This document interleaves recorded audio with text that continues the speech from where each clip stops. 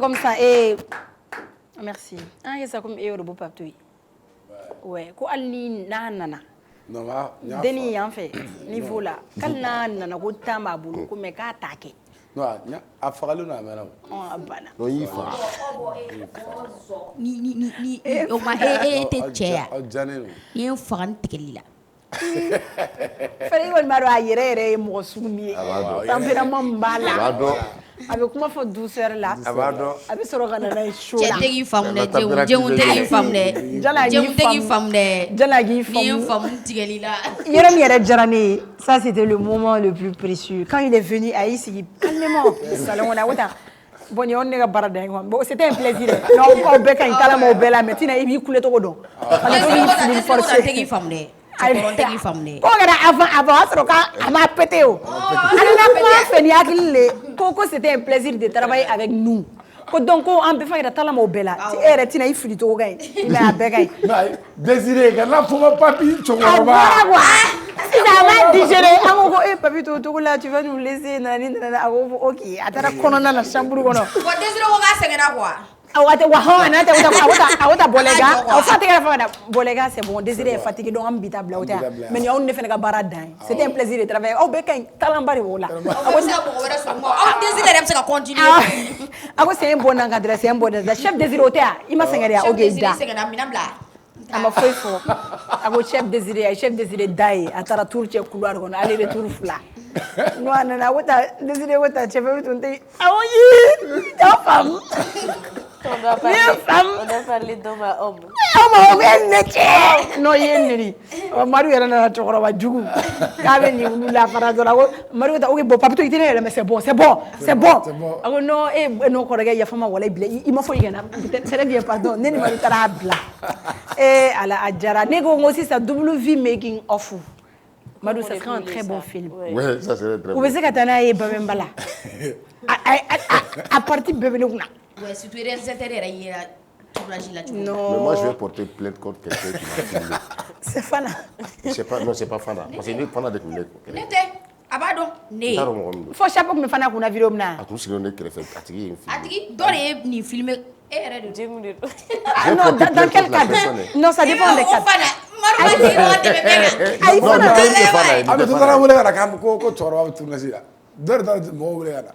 Et puis Fana de mala ou Fana de me filmer les gars droit na shoot te meto. Sauf que filmer ni na nere yira kono quoi. Bon ni chapeau me kuna yerom na ou marin yira.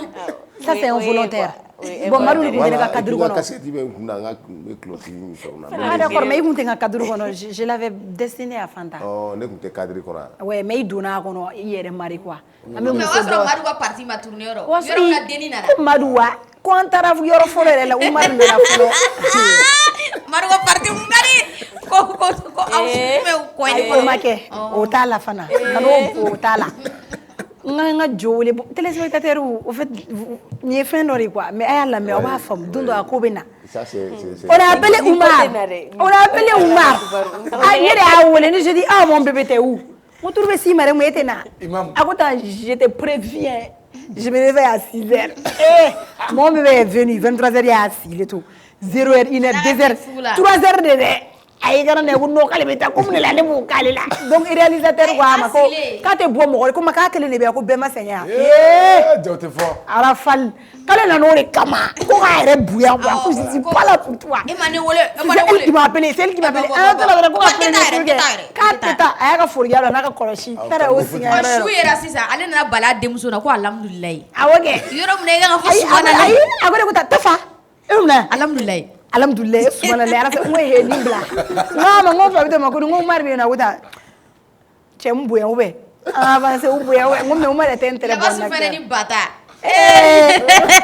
ba bito na ro ate na nulu flare la basko nga ko karbina mopti kar la bas parle bana fini jeme pagele be balu na ro la bas film do ki bomba ba bito ko bo amani ya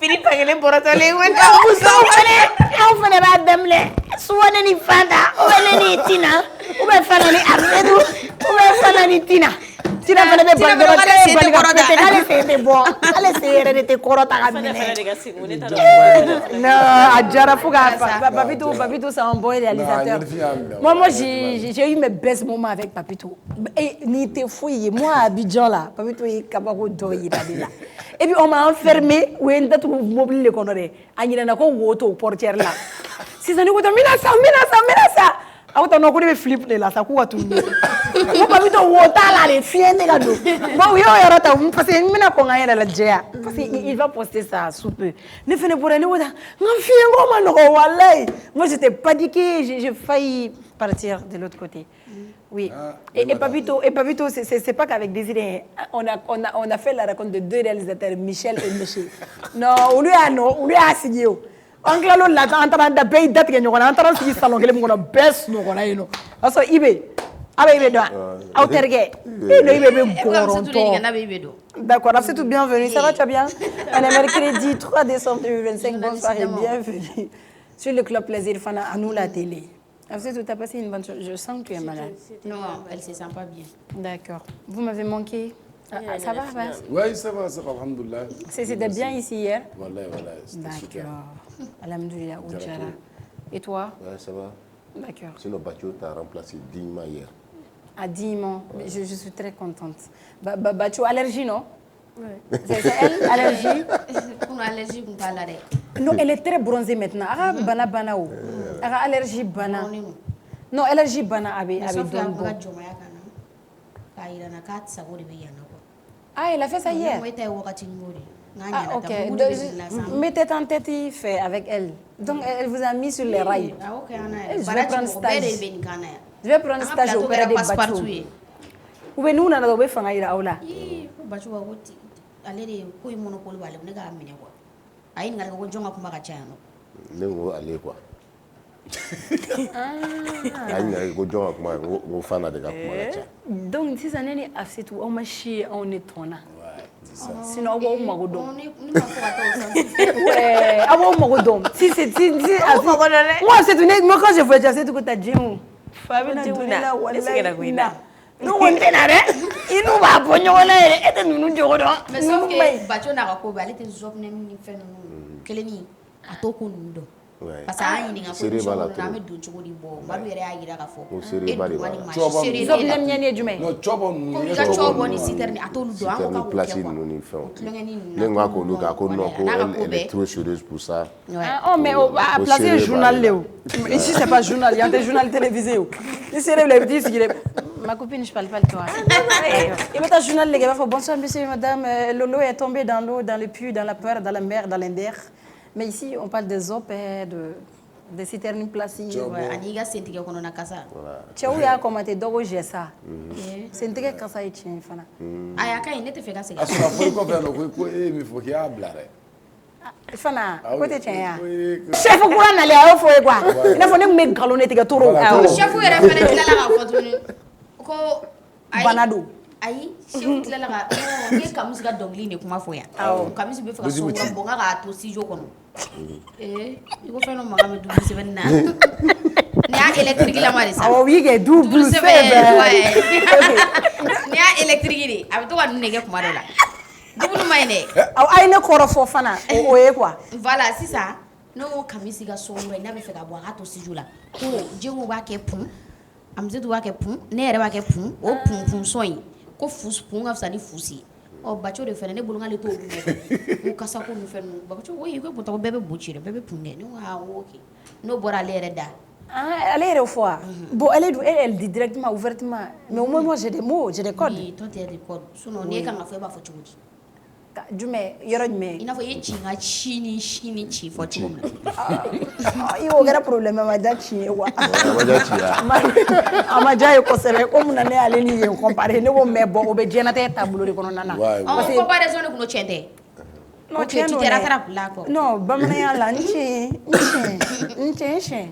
avec toi avec tout ça voilà donc mais iko kasa fana i ma so sen kasa ma wallahi sen kasa be nte faka mo do wi indexé wulu don ni o do ni o buyi sen na do gi sen da kadimembo suzedia no so this nana na do se me wo shide Mais cɛ n'o Wallahi, c'est tigɛ kɔnɔna. kasa de yan. Kasa A bɛ kɛ la. Ni sotigi a bɛ kɛ ne yɛrɛ la. Ni sotigi nana na i sigi Labasi. sotigi kɔnɔ a bɛ wɔsi. Labasi. Non mais sotigi bɛ ne sigi. Kasa min fɔ ni ka se Ayi, kasa non kasa. c'est à dire n'i ye sabara kɔnɔ I n'a fɔ sa jeni. ni sweat an ka kɛ sa e tɛ sweat don e bɛ tagama tapette ni fɛnw na. Ni tapati n'i y'a don sen na n b'a bɔ sen na a jira la. Labasi. Nɛnɛ n'a bɛ kɛ ne E na. b'a yira ne la ko kasa bɛ yan. Non kasa tɛ sa. C'est à dire c'était kɔnɔ a bɛ wɔsi de quoi. Labasi. Mais n'a bɛ sosiri kɔnɔ n'a fermelen don. N'a bɛ wɔsi a kasa bɛ bɔ, Ah, o diyagoya ye. Cɛ quoi de n'i y'a bɔ odeur de bɛ bɔ a la o diyagoya Labasi. de. E jigin ka sen kasa fɛ ma. Ne b'a ka sen kasa faamu. masque de pied bɛ yen o i bɛ to k'a don i sen na ni u cɛ n'u nana so dɔrɔn i bɛ samara b'a bɔ voilà an bɛ foli kɛ fana Ayi. le tura sini le ka di sini yɛrɛ le sɛn I ye n'a fɔ basket samara ninnu na. mais yɔrɔ ne ka anniversaire ma diya ne na ɲina I anniversaire kɛra. non a ma kɛ fɔlɔ moi Le c'est 5 mon pire mois C'est le 5 non? c'est le mois c'est cette année kɔrɔlen ne ka anniversaire kun sera dɔrɔn ne bɛ bonne nouvelle ou présagement dɔrɔn de bɛ mais cette année c'était tout le contraire c'est le pire mois de décembre que j'ai vécu Ka sɔrɔ hali grand frère bɛ yen. o ma bɛɛ ye cɛ ko de la Ne ko k'i kɔrɔkɛ ne ma cɛ ko kuma fɔ e bɛ mais cɛ grand ko de frère la. tɛ cɛ de ye o ma o ye O ye muso cɛ de ye, ye o ye cɛ ye. n'an bɛ cɛya n'i nana a ka cɛya kadiri kɔnɔna na quoi Grand frère ka cɛ e ka mun la e kɔrɔkɛ tɛ de. d'accord Abbas Oui. o bɛ kɛ mɔgɔ la Jumɛn? année mois dɔw bɛ kɛ a tɛ diya i la a fait tout An bɛ se k'o non confirmer. émotionnellement An b'o kɛ. émotionnellement ça va pas quoi Non, a bɛ kɛ mɔgɔ la n t'a dɔn n'a bɛ kɛ aw Non, la a bɛ kɛ, a bɛ mais kɛ. min ka jugu n'a ni ka dɔ faratɔ i si kan n'a n'o bɛnna o ka jugu dɛ Non, o ka jugu a bɛ k'i trop. kɔnɔ ko ala b'i contre la C'est vrai. ale dun tɛ bila mɔgɔ contre la fɛn min y'a diya a b'o de kɛ masa jara i bali n tɛ kuma ka wasa ale fɛ Ayi kuma ka ɲi. ale ta bɛ rectifier de diyagoya Non, c'est vrai a bɛ kɛ. n'a y'a k'i la n'a y'a k'i la Madu I b'a mun i tɔgɔ la. i b'a mais kuma dɔ la i tɔgɔ bɛ pɛrɛn a b'a kɛ ten ka tɛmɛ dɛ a bɛ kumu i bɛ kɛ cu bo kelen ye dɛ a bɛɛ tɛ se ka mun dɛ a dɔw bɛ yen N'i m'a mun i non tɔgɔ la, fana a cu bɛ bo fɛn kelen wɛrɛ quand k'i je la l'ai min ka dit jugu. i n'a fɔ ça K'i arrive segin yan quoi. voilà je parle pas des a bɛ minnu na naturellement kan tulu ma ça c'est inné mais problème de la vie ni cu wala ye e ma mɔgɔ tatɔ arrière la e n'i ka arrière problème la. bɛ tagama i bɛ tagama i kɔ kan Ne ma deli o pour ye ne tun fɔlɔ. bɛ ka tagama n kɔ kan de Non, wala cɛ don. A ko ka tagama ko kan parce O kɛ que cogo di? ne ko Degu k'a yɛrɛ to n ko fii o mun b'e la. ayi bɔ ka n'o bɛɛ di yan quoi o détail Cogo di ta ne m'a faamu. ne ma tagama n kɔ kan ne tɛ tagama n kɔ kan arrière kama i t'a dɔn ko ɲɛfɛ kɔfɛ tɔɔrɔ b'i la fo f'i ka problème sɔrɔ Non, kunna a bɛ ka taga a kɔ kan. o ye mun man kɛnɛ de quoi bana dɔ de balila ka cun a ma nɔgɔya dɛ kɔnɔboli b'a la fɛn wɛrɛ b'a la Ma gɛlɛya. mais peut-être pour vous a b'a fɔ ko moi je suis une personne très très forte yɔrɔ Ouais, ouais. Hein? Donc kunna ta mais y'i souvent dépassé. je suis la personne la plus faible et sensible que je connaisse dans ma A vie cɛ don kunna ta y'i faible la yɛrɛ. ne ko n tɛ foyi k'a ma n ka min ka diɲɛnatigɛ général A ko fɔ ka kuru ta ah ouais, développer. ok toi tu dois savoir que je suis souvent très faible Sinon fusu ko ta ko tu es folle. ko n man kɛnɛ fɛn tɛ an tɛ quoi o de la mɔgɔw bɛ ko dɔw kɛ ne na quoi ah chef décidé non ça c'est bien chef décidé Décidé yɛrɛ de nin ye. Lui il a raison n'ale ko ko kɛ i b'a o tɛ dɔn. ko parce que je suis forte dɛ a bɛ kɛ mɔgɔw Aïda, kɔnɔ ko tu es folle. ah je suis folle ouais c'est vrai fusu mais ye. a bɛ kɛ mɔgɔw kɔnɔ ko n'i y'a ye fɛn fɛn kɛ nin na a bɛ bɛn a ma quoi elle peut surmonter donc faut les gens oublient ce que ça peut te faire donc ni mɔgɔ bolo ko n'u ye fɛn fɛn k'i la a bɛ bɛn i ma dɔrɔn tu as un problème dans la vie kana sɔn mɔgɔw ka dɔn ko tu es forte hein oui c'est la vie c'est un conseil C'est vrai mɔgɔ ɲɛgɛn man ka dɔ minɛ kana to i ɲɛgɛn ka dɔ dɛ. voilà Hali i muso i kana to i muso k'i ɲɛgɛn dɔn. Ouais. i muso Faut tɛ être ɲɛgɛn dɔn caméléon. I bɛ Muso yɛlɛma t'o de. dɔn i la. Madu ye cɛ jɔlen de dɛ Kamadu dit c'est gros c'est go hein c'est Madu dɔ Madu c'est un bandit Mais c'est un chef de famille. Il va me se dire Madu a été costaud avant d'être un chef de famille hein Mon vieux Madu père. a été costaud mais toi i ka fɛn dɔn ça s'annonce comment tu te sens tu sens pas que c'est bizarre an tɛ monde parallèle là I tɛ ne ka fɛn na ne to yen. donc de Aa bɛ muso t'o to yen Ayi dɛ. ne ka fɛn na ne yɛrɛ de to yen. Ah, Fɛn na ne ne to a tɛ ka ne fɛ yen. fɔ Bon ne y'o mois fa de b'o mois ka ne fɛ yen fɔlɔ. n'est-ce pas Awɔ, ne b'a fɔ le 3 de mois tɛ fɔ n t'a prononcer yɛrɛ. tu as raison hein Jamais raison. c'est une année pas bien et ka fɛn d'année ka di yan Ne ka fɛn d'année kɔni depuis ne yɛrɛ bangena ɲɛnamaya kɔni ne ma deli ka fɛn d'année nouvelle duman yɛrɛ sɔrɔ ka tɛmɛ ni année yɛrɛ kan. Mais c'est bizarre. Wallahi. a diyara e la de Trop. san laban Et puis san laban yɛrɛ hali sisan san bɛ ka don yan coup de fil dɔ donna ne kun kabako don wallahi. N bɛ Ala fo ka barika da. K'a minɛ dɔrɔn k'a bila. ayi cɛw fana ka bonheur ye ni jufa fara dɔrɔn Alhamdulillah. Non, ayi jufa dɔrɔn tɛ. comme labas fɛnɛ tɛ i dusu lafiyalen don labas fɛnɛ furulen tɛ o donc problème ba t'ale ni furulen tɛ o ma ni furulen tɛ tɛ mais b'a dɔn ne y'o f'i ɲɛna n ko stage min bɛ cɛ ka da tɛ dutigiw kan walahi ani muso mais labas n'i y'a agi sɔrɔ ala kana e cogo di labas i t'a ɲɛfɔ an ye Madu sarisi bɛ cɛ kan bi dɛ cogo di cɛkara fɛn fɛn hakili b'a yɛrɛ la ɲɛnamaya kɔnɔ ko dusu b'i kɔnɔ i bɛ fɛ ka ko yɛlɛmɛ ka so kɔnɔna bɔ lampan na ka lumière don wa sarisi b'i ko kan dɛ mais cɛkara charge bɛ bonya ni musotigi ta ye non a bɛ bonya ni musotigi ta ye parce que a bɛ bɛɛ kunna k'i ye cɛgana ye quoi ko nafa i bɛɛ bɛ de wele awɔ ko fɛn t'i kɔ a t'i ɲɛ ko a t'i ɲɛ bɛɛ bɛ de wele a sufɛ bon ni dun furulen don a bɛ fɔ ko bon tu as une famille à gérer ah ouais o côté kɔni bɛɛ b'i wele quoi balimamuso kɛra ala ye ko balimamuso furulen bɛ k'a b'a cɛ la non coup de fil heure bɛɛ a bɛ jigin parce que déjà elle bɛ fɛn o fɛn sɔrɔ n'i sɔnna ni hakili b'i la dɛ an k'a fɔ ka da kan parce que ni hakili bɛ mɔgɔ la famille ka di ye donc fɛn dɔw bɛ yen mɔgɔ si tɛ jɔn b'a fɛ quoi par exemple sisan balimamuso k'i wele ko n bɛ fɛ ka taa kɔɲɔyɔrɔ la bɛɛ b'a dɔn nin waati ka gɛlɛn i b'a sɔrɔ a y'a fɔ cɛ ɲɛna a bɔra kunkolo la cɛ yɛrɛ y'i se bɛɛ ko la mais filanan nana ou bien problème wɛrɛ nana i bɛ se k'i balima yɛrɛ ma nɔgɔn quoi donc n'a ye e wele forcément e min bɛ yen n'i bɛ k'i débrouiller dɔɔni mais toi tes sœurs sont chanceuses parce que balimakɛ b'u la o nous n'avons pas de frères il y a souvent moi la seule chose qui me manque moi dans ma vie c'est un frère genre parce que je me dis que n tɛ se ka min jogo min mɛ ne na tempérament min mɛ ne na kuma min mɛ ne na quoi n bɛ se k'a fɔ n kɔrɔkɛ si j'avais un frère moi je sais qu'on allait s'attendre ne bɛ togo min ne bɛ miiri togo min na je sais que lui je pouvais tout lui dire n bɛ se k'a bɛɛ fɔ ye fɛn dɔ bɛ n tɛ se k'a fɔ entre femme n kɔrɔmuso ye mais i bɛ se k'a fɔ i kɔrɔkɛ ye wa i kɔrɔkɛ bɛ se ka i n'a fɔ kɔrɔmuso bɛ n'i taara i ka problème fɔ i kɔrɔmuso ye sisan elle peut t'écouter hein mais ale b'i écouter avec le jugement sans réagir mais n'i y'a fɔ i kɔrɔkɛ ye ni ne bɛ na ni ne bɛ ka kɛ na kɛnɛma a b'i lamɛn dɔrɔn de fɔlɔ i bɛ tila dɔrɔn o y'a sɔrɔ a y'a bila ye mɔgɔ mɔgɔ kɔni ni e don ale n'o de don quoi kɔrɔkɛ de b'o kɛ mais o i den kɔrɔ pas que kɔrɔmuso t'a kɛ dɛ mais kɔrɔmuso dan ye kuma de mais en frère ça iragit c'est comme si ma fɔ Kassim je voulais pas te le dire o dɔnkilini f'a dogo a kɔrɔkɛ la ko a cɛ kun b'a ci kɔrɔkɛ taara ka taa fila ta cɛ la non chap ni kuma dɔrɔn ni kɔrɔkɛ b'i bolo labas kɔrɔkɛ sugu n'i ma farati k'a fɔ non ne balimamuso o tɛ yen pewu hali n'i ɲɛ kuma kɔrɔ n'a ma bɛn n'a y'a fɔ n'an bɛ ɲɔgɔn na dɛ labas o fana o t'a ɲɛnama ye i b'a kungo gɛlɛya dɛ non kungo gɛlɛya tɛ a tɛ gɛlɛya dɔɔni c'est à dire ne ye kuma dɔ fɔ don min ne kɔrɔmuso ka mariage ne grand sœur ka mariage bɛ kɛ ne ko ni balimakɛ bɛ se k'i balimamuso furu ne tun bɛ n ta furu a ka to n ba kɔrɔ i b'o kɔrɔ dɔn a kun tɛ bɔ so balimamuso n'a sɔrɔ balimakɛ tun bɛ se k'i balimamuso furu ne tun bɛ n ta furu a ka to n ba kɔrɔ parce que ale ye ne ka baya place diya don na ka sɔrɔ ba yɛrɛ bɛ yen sisan ni ne ka téléphone tɛ i b'a sɔrɔ a ka appel b'a kɔnɔ parce que ne bɛ hali ne ba bɛ jɔ ni ale ye quoi parce que balimamuso de ka ko ka gɛlɛn ale bolo kosɛbɛ ale b'a fɔ a ye ɲɔgɔn minɛ anw ta banna quoi donc ni souci b'i dara sisan mɔgɔ fɔlɔ min ka appel bɛ don i b'a sɔrɔ i balimamuso ka appel de bɛ don na moi je suis comme ça mais o tɛ cɛganaya justifier dɛ o t'o justifier i sera furu ye labas i si fana bɛ kuma kelen f'i ye aw de bɛ mɔgɔ se problème ma muso furu ni muso nana ni ala ma kɛ muso ɲuman ye dɔrɔn balimamuso de b'a lata ayi mais labas e kɔni tɛ se ka fɔ e ka nin bɛɛ la san joli bɛ diɲɛ kɔnɔ ko hali bi k'e ma muso dɔ jate minɛ non muso jateminɛ ko tɛ sa ala k'an bɛɛ sɔn muso ɲuman na labas e mɛna muso ɲuman ɲini dɛ non n bɛna muso ɲuman ɲini a bɛ ala bolo sinon ne yɛrɛ kɔrɔmuso denw ne ye muso dir'olu ma olu n'u denw bɛ ka yala o aw bɛ ka ɲinɛ fɛn dɔ ko furu mais il va sɔrɔ a bɛ kɛ peut-être il va sɔrɔ il aime quelqu'un mais il est pas prêt parce que furu ni aimer quelqu'un et être prêt à s'engager avec la personne c'est deux choses différentes c'est vrai wariko tɛ yɛrɛ i bɛ se ka wari sɔrɔ ka sanu sɔrɔ ka fɛn bɛɛ sɔrɔ mais quand tu n'es pas prêt parce que mentalement ye dɔrɔn i bɛ taa sɔrɔ a tɛ se k'i kasi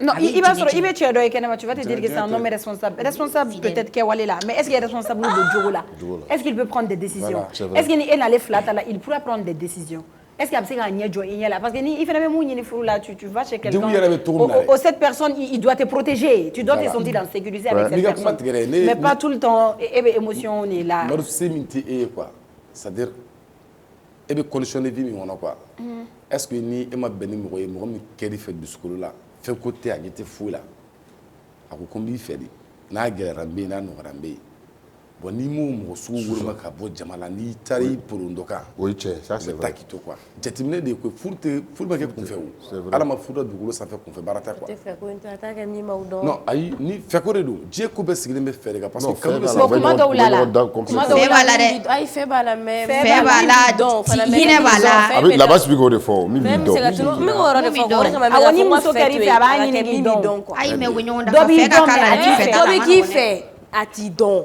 mais dɔ b'i dɔn fɛnɛ ɲinɛ t'a tigi dusukun na i b'a muso yɛrɛ mɔgɔ tɛ n'i ko dɔn ka dɔnni yɛrɛ tɛ dɛ ne ka dɔnni tɛ aw ka dɔnni ye dɛ a kɛ n'i mɔgɔ ko min k'a dɔn nin bɛ k'a fɔ compatir dans tout a ka karisa k'i dɔn i n'a fɔ a ka connaissance ye o kɔ tɛ dɛ mɔgɔ min a bɛ k'a ka côté ni min fɔ dɛ e bɛ position min na a tigi k'o position in de dɔn k'e minɛ o kan O de ye dɔnni ye. O de ye dɔnni ye o. ne b'o de fɔ quoi o de ye hinɛ ye mais mɔgɔ a yale ko mɔgɔ ka mɔgɔ dɔ b'i dɔn ko i hinɛ t'a la quoi awɔ mais e bɛ ka dɔnni fɔ sisan o de ye hinɛ ye I b'a dɔn parce que fɔ ni mɔgɔ a bɛ min k'o de hinɛ fɔ. minɛ n'i donna I b'a dɔn hinɛ de b'a bɛɛ sanfɛ a bɛ hali dɔɔni bɛna a yɛrɛ sɔrɔ hinɛ kɔrɔ hinɛ de y'o ye parce que muso dɔw bɛ hinɛ t'u la dɛ olu ko ko e dɔrɔn de moi je veux que toi Jɛmu mi ka kuma tigɛ sɔgɔmada la dɔ ye ne wele a ko k'ale baara sɔrɔ ko baara la elle est payée par 200 000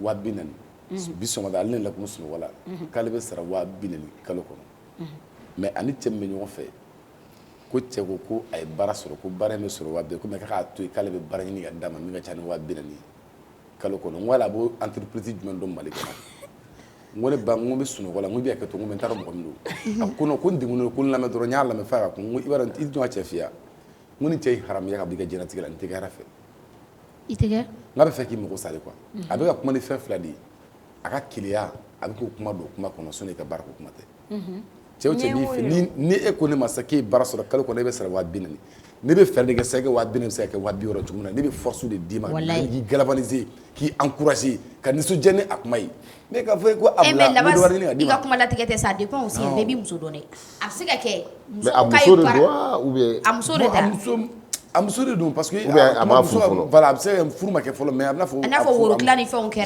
quoi olu genre de don quoi parce que bɛɛ b'i ka mɔgɔ dɔn peut-être i bɛ taa sɔrɔ cɛ b'a fɔ ale b'a muso dɔn a ye muso sugu min don peut-être n'a taara nin baara in na ou bien entreprise tɔgɔ fɔra a bɛ se ka kɛ cɛ ka enquête nana boli yen ou bien a b'a fɔ yɔrɔ in bɛ cogo dɔ la ou bien ni muso taara muso kana na tɛmɛ sira bɛɛ b'i ka mɔgɔ dɔn i b'a dɔn mɔgɔ dɔw bɛ yen o tɛ a bɛ ka keleya de sa keleya de don sa a kuma ni keleya Foyi tɛ keleya diɲɛ ko ne i bɛ diɲɛlatigɛ lafiya dɔn cɛ dɔw tɛ fɛ muso ka avancer o Jɛmu n bɛ fɛ ka min fɔ i b'a dɔn diɲɛlatigɛ tɔ tɛ lafiya ɲɛmɔgɔ, yɛrɛ tɛ ye min keleya ɲɛnamaya yɛrɛ. kɔnɔ i Tɛ bɛ fɛ a ka diɲɛlatigɛ baasi lafiya dɔn wa dugukolo in lafiya i b'a dɔn wa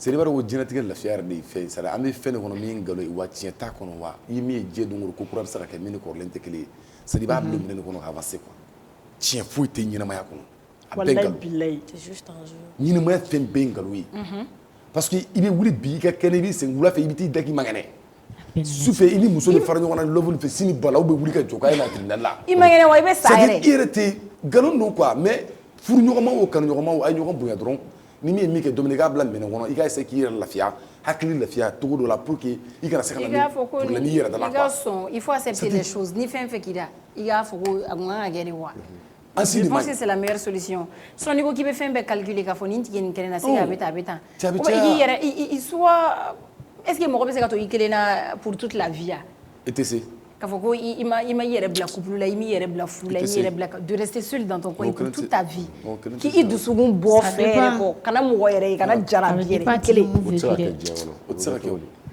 ça dépend mais ça e bɛ se a tɛ se ka kɛ a tɛ se ka kɛ mais il y a des gens qui sont seuls hein o non tɛ soli la dɛ mais pourquoi o b'a fɔ ko i bɛ na mɔgɔ bolo i bɛ taa mɔgɔ bolo mɔgɔ tɛ adamaden tɛ non foyi ye pas mɔgɔ bolo. pas Ayi, ni o ka côté tɛ mɔgɔ tu côté peux ça. rester en famille avec ton père ta i ni mère somɔgɔw bɛ yen non o. Nini mɔgɔ ka Baro. k'i tilenna o tɛ se ka kɛ o jɔ c'est possible c'est Comment? le bonheur C'est pas t'as vu possible. Ça, c'est pas le bonheur. créole elle a posté une i y'a photo ɲininka de Cette personne est malheureuse. o tɛ se ka kɛ I mɔgɔ kelen. tɛ tu es malheureuse i kelen i b'o malheureuse o kɔrɔ ka di ka tɛmɛ mɔgɔ wɛrɛ de ka malheur ta ka i dusukun mɔyɔngɔ n'a Malheur ye tɛ sa. non c'est pas parce que ala ye diɲɛ fɛn o fɛn da a ye mɔgɔ jigiya mɔgɔ dɔ di bɛɛ ma Ouais, o fana ye tiɲɛ a kɛra teri ye a kɛra i woloba ye a kɛra i wolofa ye a kɛra i balimakɛ ye a kɛra i balimamuso ye o b'an bɛɛ bolo c'est à dire ala bɛ mɔgɔ dɔ bila i ka ɲɛnamaya kɔnɔ o b'i ka sira de kan a mana gɛlɛya cogo o cogo n'i yɛlɛma i b'a sɔrɔ ale jɔlen don o mɔgɔ bɛ bɛɛ bolo dugukolo in sanfɛ c'est à dire mɔgɔ kelen na tagamabaatɔ o ye soba de ye o e kelen kelen diɲɛ kɔnɔ o kɛ cogo tuma dɔ la hali keleya ma don ko la ala nana ala kira ye parce que a tɛ fɛ ka taa kelen na o sallallahu alaihi wa sallam donc pour te dire que kelen na ko fasi de man di n'i b'i farati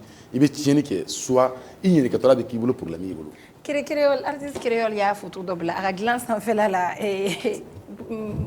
munna minnu bɛ taa ka kunnɛgɛ kɛ maaw la musow bɛ minnu san les histoires la o kelen tun b'a bolo dilan sanfɛ donc u y'a photo ta k'a encercler k'a bila ko var a ko k'u ye nin dɔrɔn de y'a la ko baden de b'ale ka frigo kɔnɔ k'ale yɛrɛ b'a bila a ka sumaya de n'a gilasera k'o yɛrɛ de kɛ k'u ta to k'ale k'i ɲɛsin o ma ko sinon k'u cɛw tɛ hɛrɛ sɔrɔ u kamalew tɛ hɛrɛ sɔrɔ donc o de y'ale ka munan ye Donc allez no kelen to ne bolo ngam na bori ka fo non tu étais erreur akuma fo yala ko yali ka frigo daile ji mana boy wori be ko ba le dusu ya pia o ka ba glacer ere ga yendo do bla ko matela ka na le sara ere ka le wole do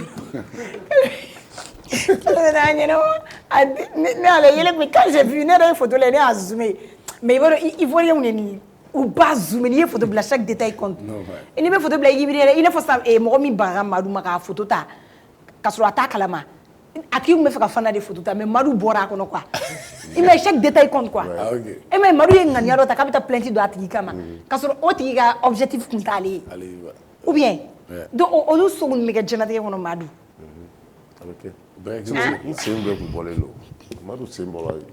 Moi on photo dans son atiki. O madu c'est bon. Non, o manga ke madu. Ibero filmeli maine. Amaine. Filmeli ma ay ambora filmeli ko lo do la clip line. Ina fo fana e mega mi fo. Ne jume fo. E mi fo e gol deni madam ngakai.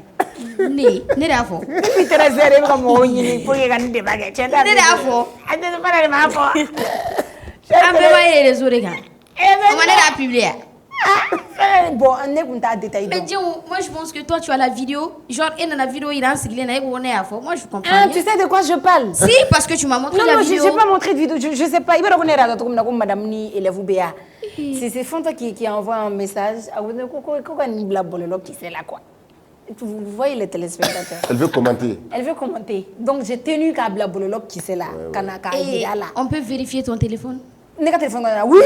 Vas-y chérie. Moi je regarde pas ces choses-là. Oui, vas-y. Moi je n'ai aucun droit de regarder ces choses-là. Mais mon métier me les pousse à aller au fond. Donc ton métier t'a poussé à voir celle-ci. Oui, non, pas que celle-ci. Hein. Les vidéos fait pour la drama. Elle est inscrite et Telegram, mais tu n'as pas pu voir. N'est pas inscrite. Canal soro. Canal au distributeur. Donc Marou, depuis 6 heures avec un coin. Avec Telegram installé, Canal installé. Pour y dormir mes vidéos. Non, Amaye. Tu sais pourquoi j'ai tenu à regarder la vidéo? Mon robe a fogo imagine donc c'est pas les mêmes personnes qu'on voit sur la vidéo. Il regarde mon robe qu'on photo blanc. Il faut c'est comme si quand mon kera concert kera dola ou cheni mega a magadenna mon tara blanc faut kay ko do regarder na ko la concert kera la ko faut tara ka faut filmer denna fois c'est faut donner elle est sortie pour démentir très bien quand ta faut ko magala donc ou ka cheni mi photo blanc ka faut ko o cheni kele ne vidéo ko nana on vidéo tekele mo angle be fendo la doron ka faut ko ni il faut ni ou balan galom nga doroke o da nyini nga chena do ana sorte de personnes mi mega faut ko c'est pas les mêmes personnes madame la maîtresse là allez-y cherchez la vidéo pour regarder la maîtresse là au maîtresse elle m'a fait où t'es mes photos blancs, on voit les photos sur. Tu as vu que c'est pas lui. Bon, pas l'entrée sérieusement maintenant. Ma maîtresse, oui, ma maîtresse, c'était coupé. Elle était de dos. On voit l'autre teni me petini muna. Am nyabalo nyada o jele yere do yero mo jema yere di. Mais o photo mun bla, cheni ale que na fo mo shikoro la mo quoi. Et puis ou agité que les situation de la image be mo yelema. Ça c'est sûr. Et en plus la dame elle a été convoquée hein. Faut pas oui, non, mais la dame on n'a pas dit photo mon blague nous sommes photo blague sinon la dame imagine voir sinon ma faut ko acte m'a posé mais vidéo ça n'a rien à voir la maîtresse qu'on a posté oui denim bla et ma la dia moi j'ai pas vu. Attends, moi j'ai pas vu.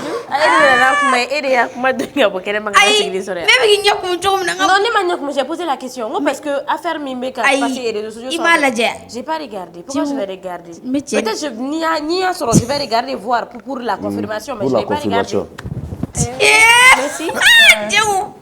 Non, mais c'est pas le non, j'ai pas. Si je le regarde, j'aurais pas honte de dire que j'ai regardé, mais cette fois-ci, j'ai pas regardé. Hier soir.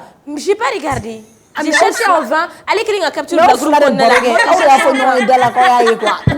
les gars, avec la vidéo, non, on est à dos. Telegram la ka téléphone kɔnɔna la. Fana ye semaine bɛɛ la. Kuma yɛrɛ ka fɔ Djengo Amsatou. Oui kɛ fana b'a fila bɛɛ kɔnɔ. N'o fila de baro kɛ yan da la. Ale ko nin ko k'ale y'a yɛlɛ su. E y'o de fɔ. Moi j'étais assise Djengo nana Djengo ye vidéo yira la ko n k'a lajɛ ko n ka ɲɛ juru ta k'a lajɛ. C'est ce que je vous ai dit. Ko ne yɛrɛ ɲɛ juru mun ka ca. Ce que j'ai vu hier c'était beaucoup. Donc n tɛna dɔ fara a kan n ko n tɛna lajɛ n y'o de f'u ye. U ɲininka. Ayi mais n y'o fɔ wa n m'o fɔ. E ko ko i y'a lajɛ su. N ko ɲɛ juru mun ka ca n ko ni fɛn wɛrɛ ye su dɔ min tɛ nin ye. N ye juru mun ka ca n tɛna fɛn fara a kan. Ne bolo ko k'e nin kelen de la sura e dɔ wɛrɛ de la yan. Peut-être tu es transformateur ou autre chose. Ayo k'i ɲɛ juru de ka ca mais fɛn wɛrɛ ye. Non on voit beaucoup de choses. N'i taara jamamayɔrɔ la i bɛ fɛn bɛɛ ye. N'i taara jamamayɔrɔ la i bɛ diɲɛlatigɛ fɛn bɛɛ donc i bɛ fɛn dɔ ye dɔrɔn i bɛ imagination k'i kunkolo la et là ça tu vas te faire du mal.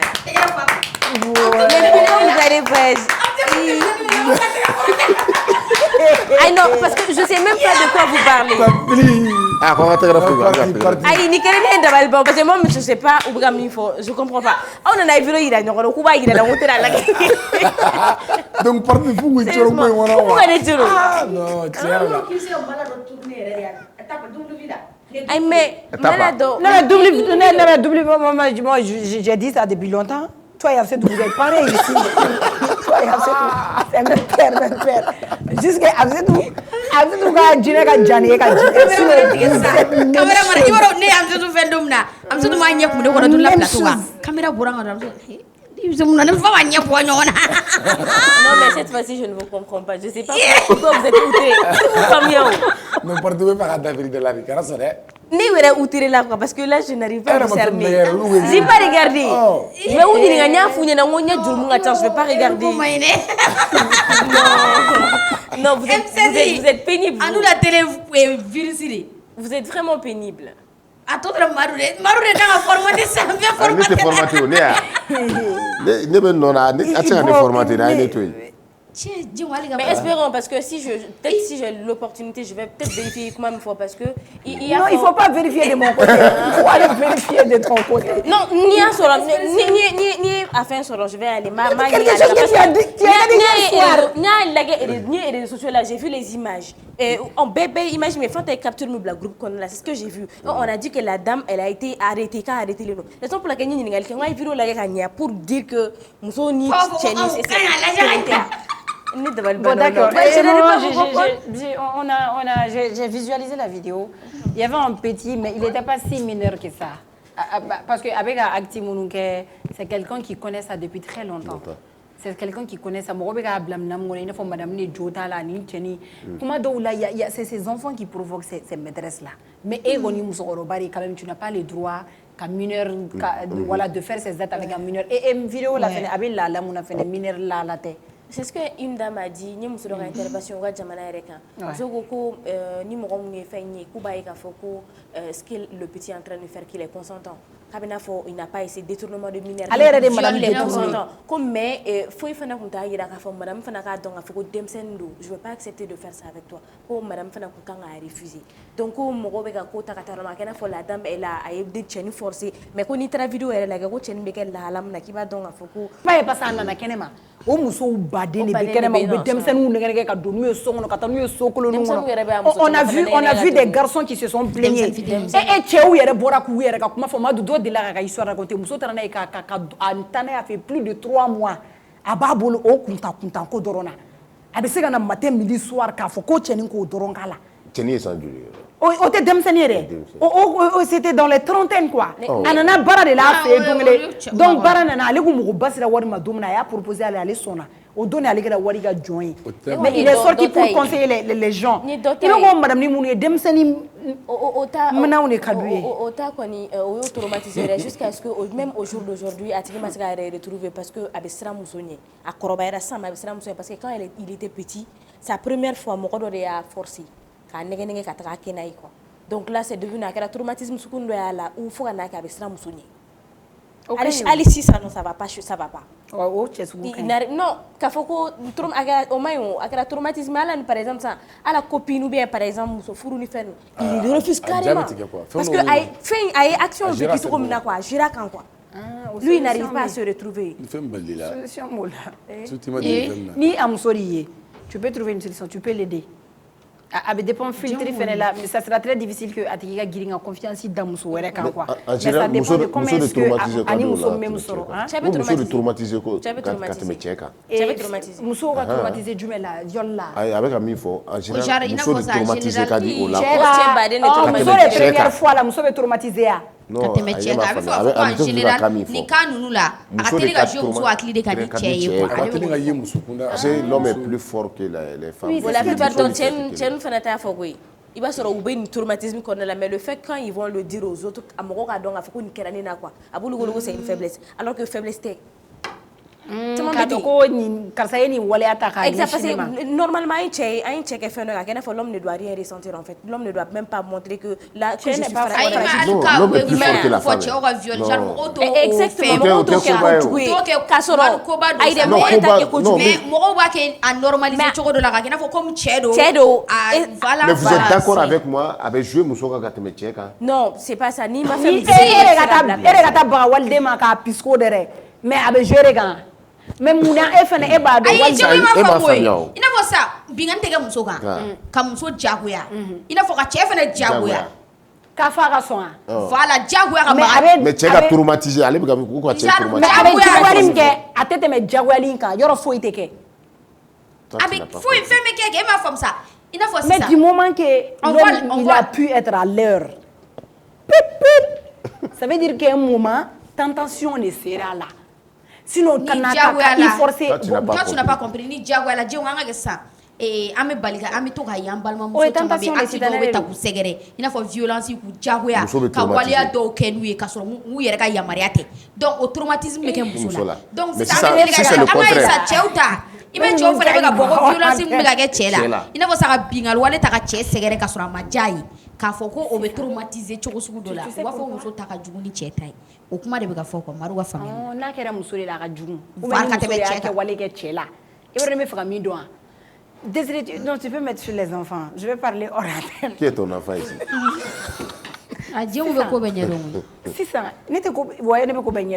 C'est très bien d'apprendre les choses. Mousso de... Vas-y, je t'écoute. Vas-y, je t'écoute. Ah, c'est du junior. Donc, c'est ça. Mousso de bébé, c'est quand la femme subit. C'est la femme qui aperçoit, qui reçoit les courants. C'est la femme qui reçoit. Mais quand c'est l'homme, quand tu es forcé, hein, sinon tu n'es pas là. Mais il faut qu'on casse tu es ici là, on a bien la provoqué.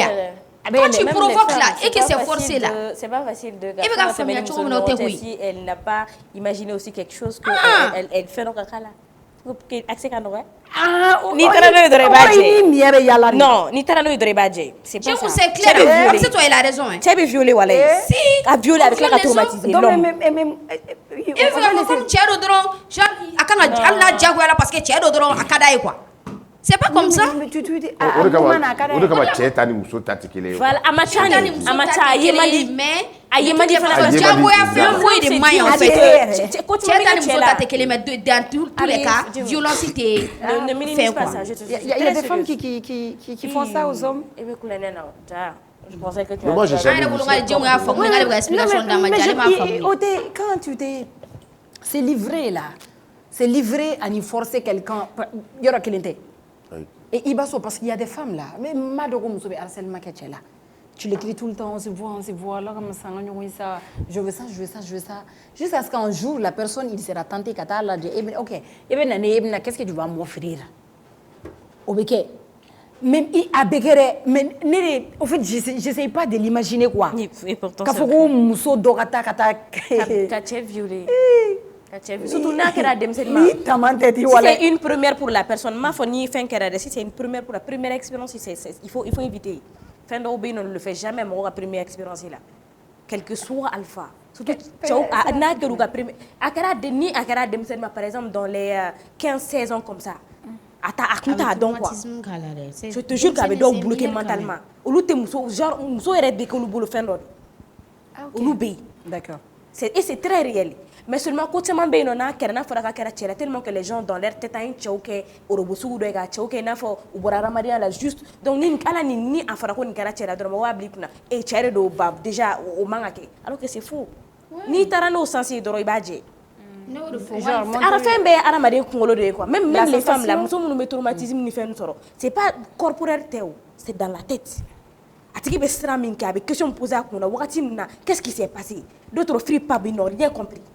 Oui, parce que ali ne y'a cas dɔ ye o de la ne delila ka kuma fɔ plateau sanfɛ yan nɔ genre Fayata Ponge genre mɔgɔ y'a normalisé mais comme heureusement il y a eu plus de peur que de mal en fait an sera ka maya o yɛlɛ la n bɛ sɛbɛ la quoi Bifenixi Faya Arasamani Jalamani an bɛ ka bɔ an bɛ taa cours d'histoire de kɛ quoi o y'a sɔrɔ an bɛ examen de la su fɛ ne ni Faya de kun o y'a sɔrɔ Yuski kun kan ka na u kan ka taa prestation de la donc sisan ne ni Faya de bɔra bon i b'a dɔn u bɛ jɔ ne la u b'a fɔ fanga tɛ ne la u bɛ se ka Faya fɛ den ne paro an bɛ ka bɔ a ye ne tan ka ne fili dɔrɔn ka Faya minɛ u bɛ Faya lada dugu ma imagine Faya bɛ kulo sugu bɛɛ la Fanta a bɛ ka ne wele ne fana taara ne bɛ mun kɛ ne fana ye n jɔ Faya ma se k'a yɛrɛ tila denni na denni kelen tɛ o elles étaient plus de 4 ou 5 parce que u bɛnna kan ne c'est comme si sisan n b'i fɛ n t'i fɛ o de nana ni il a été violé par 4 filles.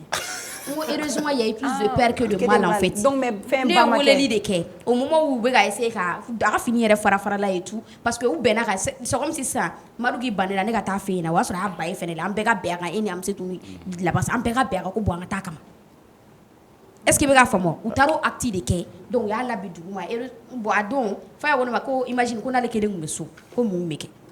O ma u bɛ taa don ale nɔfɛ so kɔnɔ ale bɛ da yɛlɛ de ya. Ayi dɛ da Ponge bɛɛ b'o dɔn Pongekaw b'a kalama da tɛ sogo ye o Ponge c'est la famille genre o de bɛ yen quoi en fait on peut rentrer chez qui à n'importe quel moment.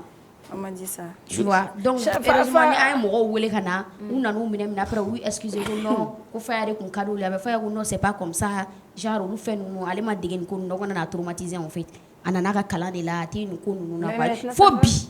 Il est toujours traumatisé. Fo bi Faya tɛ muso ni Isha ɲininka.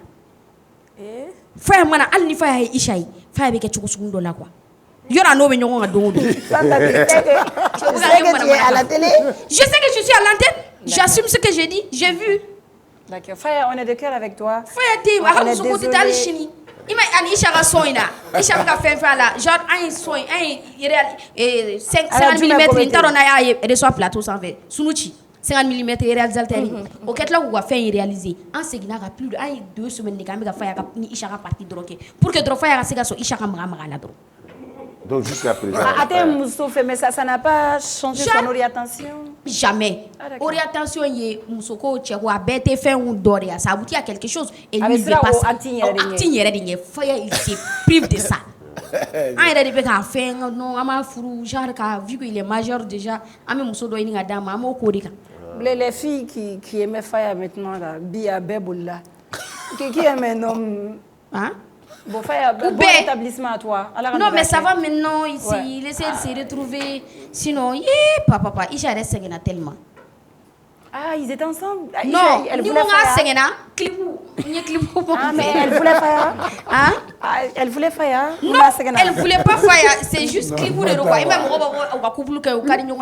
Isha va essayer. Non, Isha c'est sa meilleure amie à Dorniro. Isha va essayer d'aller guérir la follow. Non, c'est là qu'aller pour que on a se muso inaï. Tant que n'a pas se Isha m'a qu'elle fait chouning clé. N'a pas se au y aura mal. Ah, c'est Isha son jouet. Isha regarde préparer les femmes. Jouet joli. On m'a bébé de Nero. Oui, heureusement avec au rôle les jeux. Avec essayer aller là quoi. Essayez-moi, n'a pas essayez-moi. On va comme ça la donne ta la ou bête soit. Où est-ce que vous avez joué? Aïe, ko Isha de bɛ guerre na le temps. Isha ta yɛrɛ sira muso bɛ d'a ma. Isha ta yɛrɛ sira ta tanteli ko ça. C'était moral lero. Ah d'accord.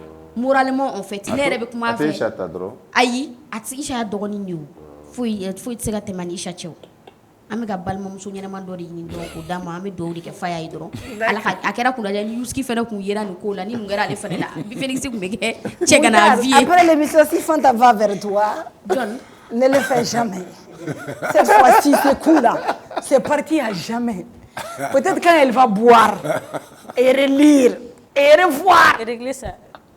Arrête, il boit là, mythomane 2. Mythomane 1, mythomane 2. Oui, non, il m'a pas dit fort, c'est totalement vrai. Tu soutiens ton ami et il est passé par quelque chose. Ah, mais association, association côté, il faut y aller là, c'est ça. Ah, non, mais il a été violé. Il n'a pas été violé. Heureusement, il y a eu plus de l'avant-goût. Il a eu plus de peur que de mal.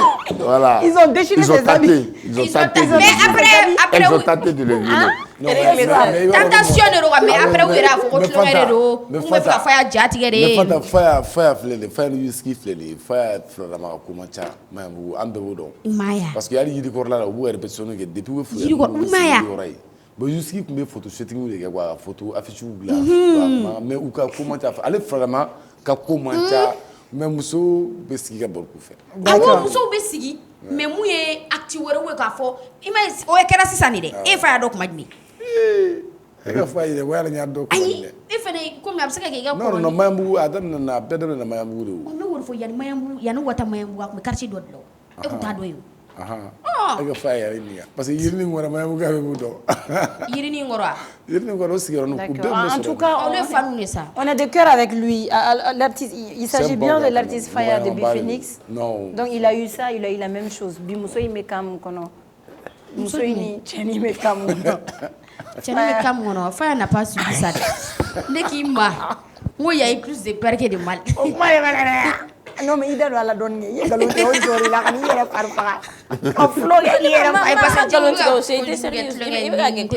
D'accord. Et là, après ça, Amita Burkina, défi culinaire Guinness Record. Oui, au World. La chef burkinabé Djenebou Banao se lance dans la course du plus long marathon de cuisine du 2 au 14 décembre. Le marathon culinaire prendra 12 jours avec à peu près 12 000 plats préparés et distribués aux personnes vulnérables, aux déplacés internes et aux travailleurs de façon Mebo. Mais bébé, qu'est-ce que c'est ça? Côte d'Ivoire, on a chef d'Ave, on a Baïché. Ouais, on a Jana, Madame Djabi. On a Tanti Choco. On a Tanti Choco. On a Zarafa. On a Sanata. On a Sanata. Bon. On a même le vieux là qui est parti sur le plateau. Oui, Fatouma Tafa. Faut pas agir, sinon lui il peut le faire. Oui. Comment ça que d'autres? Ne Sanata faut y autant, Mouna. Non, est-ce que vous pouvez t'oublier quelque? Non, il ne peut pas qu'à ou donner une plaque les néo. Mais là ni mon nous c'est des chefs qui sont Sanata nous fait aussi la niveau na sauté de cuisinière là. Elles ont des gens qui l'aident et tout mais nous befle c'est des chefs ou bara des cuisinières parce que vous t'oublier les mo boulot ou tout boulot be bara des ou bara des do moi. Na fa anga nous me faire quand tout le magwa. Mais il faut par exemple le concept de Baïché c'est elle-même qui le fait. Abaka fait que les autres va bailler la chef David c'est elle-même qui les fait. Ouais, chef David. Ouais, donc elle était au car on nana ngame au limason sanata be seka ke ça dépend de Alitan Jaba be seka ke Jaba te juga feria. Jaba sura. Oui, Jaba Bashi, absika tani anga fin traditionnel oui et tout surtout elle a déjà de l'influence. Oui, elle va pas tenir même 2 heures de temps. D'accord. Oui. Ouais, Fana. Jaba par exemple, il va sur Jaba Basi, il va faire Madame Gigi, là si Emma Gamboa. Donc c'est pas de chef. Mania fait qu'à elle est Jisolia. Elle est Jisolia. Nous mettons obligé à je dis la vérité. Au bout de jour, Jaba peut tenir 2 heures à Jolé. On ne sait jamais. Elle est très très chargée. À 3 jours de date, 3 jours à tard d'arrêt. Ou va la bob fusée fait. Jaba Soura, elle peut pas faire ça. Quand je parle des chefs, je parle des chefs qui sont les David là. Jaba elle peut pas faire ça. Joanie Zamen nous réseau quand. Et à Glenroya. Qui t'a dit que c'est elle qui met dans la elle prépare en live. Amaï live là n'a pas elle prépare en live. Elle prépare en live. C'est pas son concept. Elle peut pas tenir même 2 heures. Beaucoup ne peuvent pas tenir. Il y a beaucoup de règles. Fin banne il va y nous bora, il va se redonner 5 écoute, 12 000 plats. Jaba plat jamangere. Tati ça On va faire un test. Boni Jaba. Avec il va se Jaba sora. Et record Guinness. Malila il se ga ake amiko. Maintenant 2 heures sera jolé. Tu vois, si là, elle va se faire si douma. Tu vois, elle est chargée. Au muso n'était quoi. Salon on a muso de genre la peau et tout ce qui va avec. Elle peut pas tenir. Guado muso t'es quoi. Non, elle peut pas. Bon, fana guado t'es à tester kake. Ni libérer une job à tester kake. Ne d'abord bala. À tester kake. Trop fort. Guadoumso ça c'est jam blague. Ay da jam. E ga famille le ça. E ga famille le se ga fat se ga. Bon, kana mo da do ngakuma la ngonga chef culinaire ou mon chef David ni baché. Eh na go. Oh mais parce qu'elle est obligée elle fait fort. Jana. Avec ça, elle fait avec ça. Donc ce qui veut dire Absi, moi j'ai confiance ici, elle peut. Elle peut s'arrêter, elle peut tenir. Elle peut s'arrêter pendant toute une journée. Ça se tiendra du 2 au 14. Elle peut faire plus que ça. Ça veut dire qu'elle sera là quoi, du 2 au 14 décembre, à 12 jours.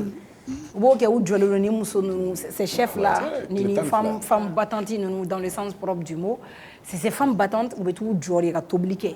Tu as du 2 minutes et poser les 5 minutes. Des gens, tu as vu maman pour du monnaie là, parce qu'on dirait que c'est interdit à ces personnes-là. Pour du chimique, parce que temps on a vu une qui était Urukini, Zeynab Bamba. Quand elle a fini directement au Dunana, ils l'ont hospitalisée. Tu vois, la peau et tout ce qui va avec. Non. Non, Urukini. Il faut les l'homme distrait. Oui. Faut point mais c'est pas trop facile quoi. Oh, il veut mirim na chila se jaba mato mais na tira bayo. Et bien ce problème ma sono ne ba de wa ga juga fere an chege. Avec du fere examen. Examen gla erreur ya. Na examen gla wa. Gagner chinega. Au frère ay bala o gla. Au boy un pétrolier ou décoré la chevalier de l'ordre national. Ouais, nos pétroliers ils ont été et où tu vas faire? Ouais, non, il faut. Ouais, ils ont été décorés hier. Je pense que le chauffeur cadre doit faire et ces chauffeurs-là le méritent. Ouais, le méritent. Amplement. Ces chauffeurs-là le méritent vraiment. Ça, c'est Bailal et qui? Bailal Djigé NDC. Mamala. NDC. Ah, d'accord. Corridor ni NDC ni Mama. Je ne les connais pas. Et ouais, de vue. Ah, ok, de vue. De poche. Non, mais on va dire, nous sommes baraque gelen voiture là. Ouais. Baraque. Et ça c'est donner. Non, il baraque parce que à l'oulu, station Béjolé, même si la station n'a pas sur le nom. Et ça va aider beaucoup maman. Il est dans, bon, je dirais pas dans une situation difficile, mais on se voit qu'il se fait rare maintenant. Comme nous taraka segre, akasita nous Jelina. C'est quelqu'un de sensible. Bon, je dirais pas que c'est quelqu'un de sensible. C'est moi, je l'ai créé personnellement. Peut-être qu'il n'est pas sensible. Mais fais-moi on félicité. Félicitations à eux. Et chauffeur nous fait la taraka ou dégouré. Fait transporter le dabla parce que camion citerne me jenni ni femme que peut-être ils se disent que état tenana ta en charge et tout mais voir que on nous connaît à kana to chamata jenna mais ils se sont dit amaki pour ni faire ni kama donc quelque soit alpha ou manake mogosugo ou yambebo ou kon sababu ala koni donala yi essence soro ou sababu ala donala anye et faire soro donc gasoil soro donc amon ba funyana il mérite amplement et même chauffeur nous ta même c'est vraiment mérité chauffeur nous ta be fo mi fana be kadi en warba ba don perenga fo ko faire c'est ka jeni abseka fait ta soro mais voir que ces personnes ils ont contribué en fait au développement du pays et à l'épanouissement de la population. Exactement. Et puis et puis moi je vois des gens, je vois des gens sur les réseaux sociaux qui font de gré ou de force ou bien nani essentiel diagoya. Quand moi je vois ces personnes là, ils t'appellent des bons là quoi. Quand ouais ou bien chama fou ma. Ouais avec nana parce que façon de tabac au kono. Je vois certaines personnes qui le disent sur les réseaux sociaux. Mais au cas citerni jol denna. C'est comme mobile chauffeur ou tolala. Hein mais au louka et quand tu sors et puis la personne sort avec nana et diagoya parce que jamana de tabac au kono. Et moi je dis à la personne et refana et moune que jamana et koni bi boy be kuma baw de fola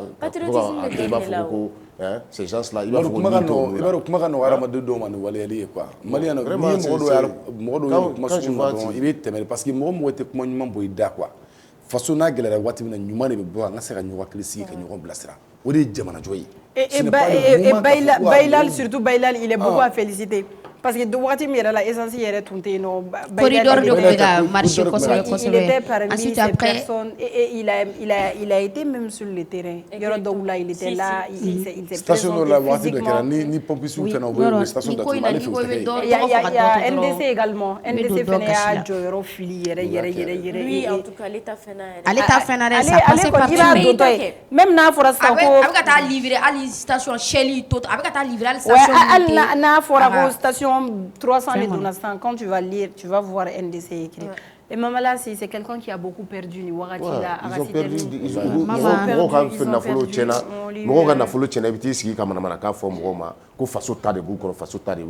Et quand je vois la personne, moi, quand je le vois, il m'énerve.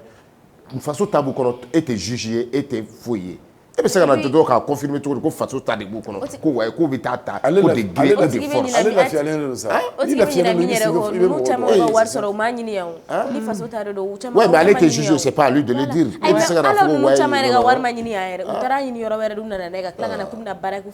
Les gens sont méchants de quoi?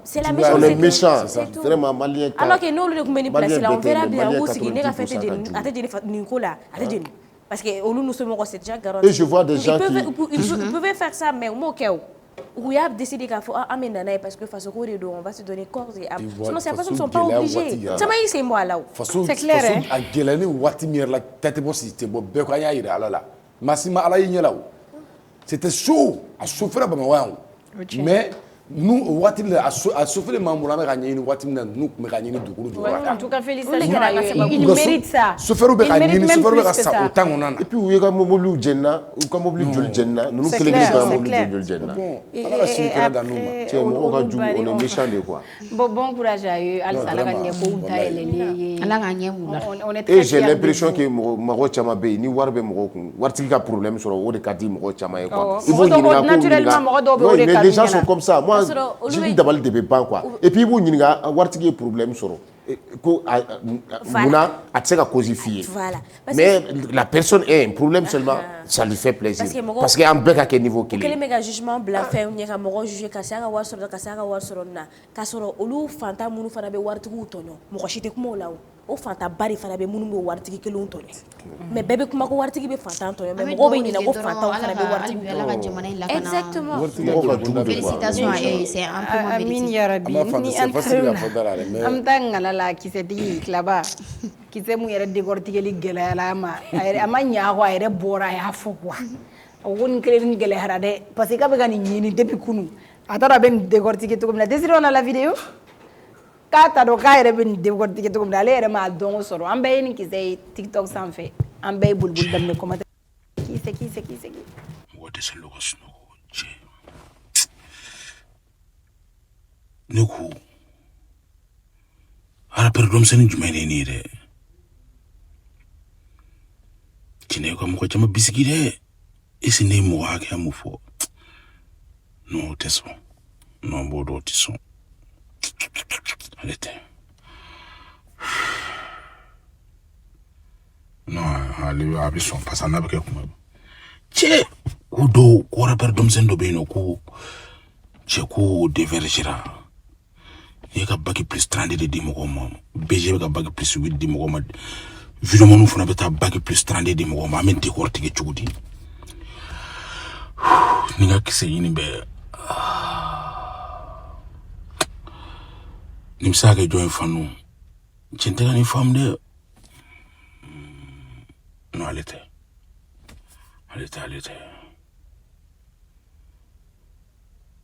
ko bɔsi dɔw fana cɛ bi ɲina kisɛ dili ma nɔgɔn dɛ semaine ye santere kisɛ bɔ a ma fanu ko bɔsi dɔ ta ye dɔ fɛ dɔ fana ye dɔ fɛ ale ye dɔ ta fɛ dɔ fana ale ta fɛ mais dans tout ça fɛn kelen bɛ k'an dabali ban mago bɛ fɛn kelen mun na arapɛri denmisɛnnin kelen jumɛn de don arapɛri denmisɛnnin kelen jumɛn de n'o y'a jaba fara arapɛri denmisɛnnin kelen jumɛn de don mago b'o de la a y'a bila commentaire la arapɛri denmisɛnnin kelen jumɛn don en même temps fana aw kana ɲina ni semaine vendredi don ni kisɛ ka ɲi ka di ou ni kisɛ man ka di ou bien n'an b'a bɔ i côté de k'a bɔ a ma a b'o fana fɔ ɲɛna parce que ko in ne yɛrɛ kunkolo bɛ kɛ dabaliya ba ne ye bɛɛ bisigi ka ban Harapere damado di beno ne kon baro koni ka tara Dubai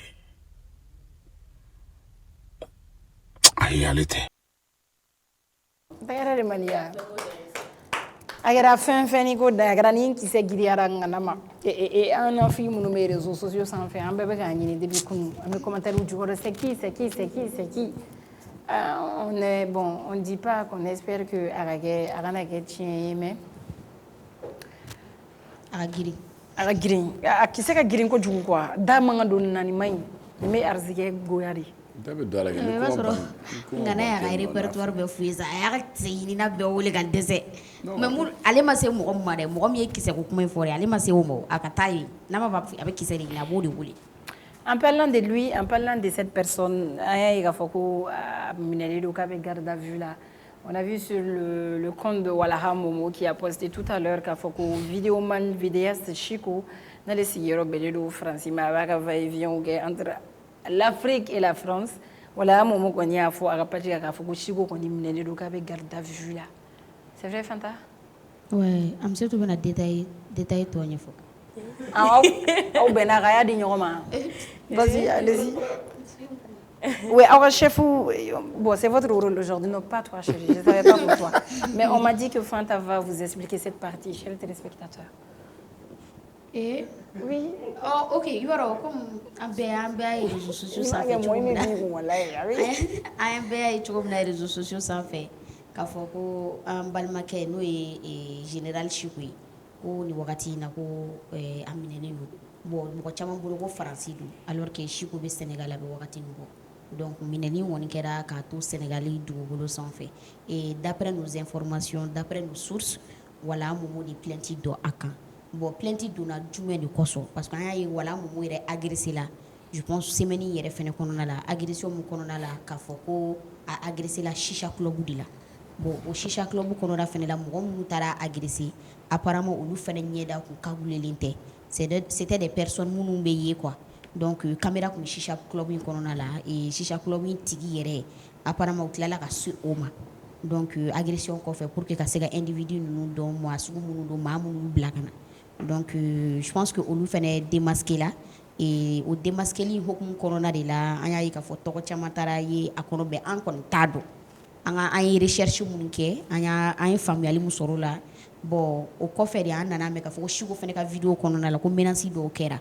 bon qui n'a rien à voir apparemment avec l'agression peut-être Chico fene ka minɛli fene cadre be agression fene cadre be donc plainte kɔni donna Chico kan je pense que menace ni fɛn kɔnɔ mais a ka jugement kɔni bɛ kɛ sini donc sini ni jugement kɛra donc n'a nɔ minɛla la ou n'a nɔ ma minɛ donc an bɛna information tɔ sɔrɔ an bɛ dugawu de kɛ dɔrɔn Ala ka u bɛn kelen na a bɛɛ malien wala Momo ye malien Chico ye malien donc an bɛ dugawu de kɛ Ala ka jisuma kɛ nin ko in fura ye Ala ka daɲuman don Ala k'u bɛn kelen na Ala ka voilà donc ni kɔni tun ye information ye préliminaire ye ou a tɛ fɔ ten fɔlɔ minnu donna donc an b'an sigi ka information tɔ kɔnɔ k'a dɔn kosɛbɛ Chico yɛrɛ nɔ de la mun de la au juste peut-être ni jugement kɛra sini après ni jugement banna n'a sɔrɔ a bɛ bila ou n'a tɛ bila ni information fɛnɛ bɔra a nɔ minɛ la mun kama je pense que o fɛnɛ bɛ dɔn. Ça veut dire que pour le Sénégal c'est très rapide hein?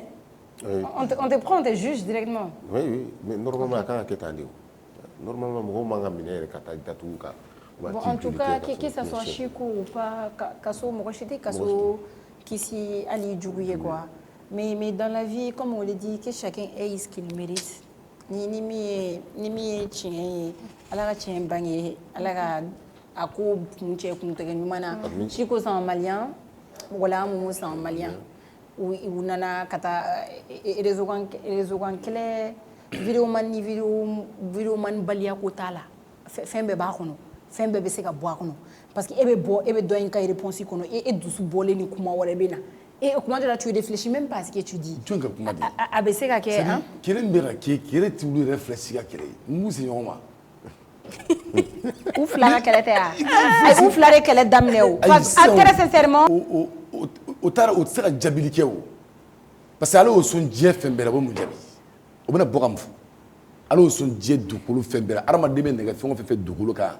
Ala y'a bɛɛ d'a ma a bɛ mun jaabi i bɛ mɔgɔ jaabi wa bon peut-être n'a y'a jaabi i b'a sɔrɔ Ala y'ale jɛ fɛn dɔ de la a y'o di tɔw ma kɛ parce que nous te diɲɛ mɔgɔ bɛ k'an filɛ de quoi et puis an yɛrɛ bɛ ka ɲɔgɔn faga yan ninnu fana tɛ ka ɲɔgɔn to tuguni quoi aw dun bɛ tunga de la fɛn t'aw si kun bɛɛ fantanden talen fɛn ɲini na John u bɛɛ John e ka bɛ jɔn ma u bɛɛ ayi e bɔra an bɛ sujet mun na u bɛɛ de ko don ne taara mɔgɔ ta u bɛɛ e bɛ fɛ ka mɔgɔ bɔ a la dɛ u bɛɛ kuma tɛ kɛrɛsi dɛ u bɛɛ de ko don a bɛɛ fantanden talen fɛn ɲini tunga la ayi i ni jɔnw de bɛ ɲɛsin ma u bɛɛ ɲɛsumalen de ta tunga la Aïssa a kana kuma ten sa ni